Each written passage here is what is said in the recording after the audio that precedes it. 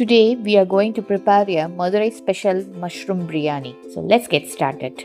Take a kadai or heavy bottom pan, add 5 tablespoons of peanut oil.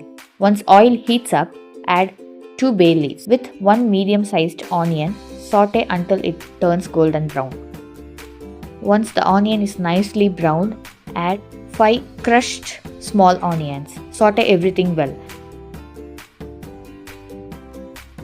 Now add green chilies and mint leaves and saute for a few seconds until aromatic.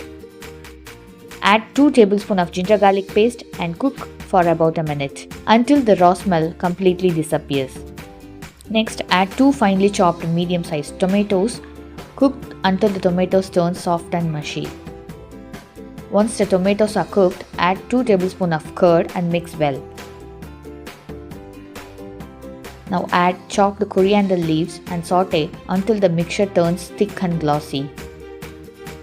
Now add 1 teaspoon of rock salt, add 200 grams of cleaned mushrooms, mix well. Cover with a lid and cook on medium flame for 2 minutes. The mushroom will release water naturally. Meanwhile, prepare a fresh spice powder by grinding cardamom, cinnamon and cloves into a fine powder. Now adding a masalas.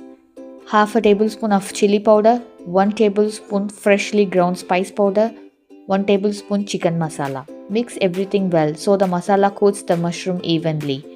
Add 2 glasses of water for 1 glass of rice. Check the salt, it should be slightly on the higher side. Once the water starts boiling, add soaked Jeeraga Samba rice.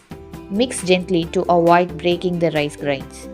When the water and the rice are the same level, close the lid and cook on low flame for 10 minutes. Switch off the flame and let rest it for 15 minutes. Finally, add 1 tablespoon of ghee and chopped cashews. Gently fluffy the biryani.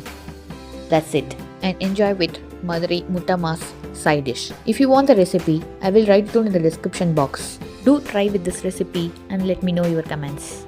Happy cooking!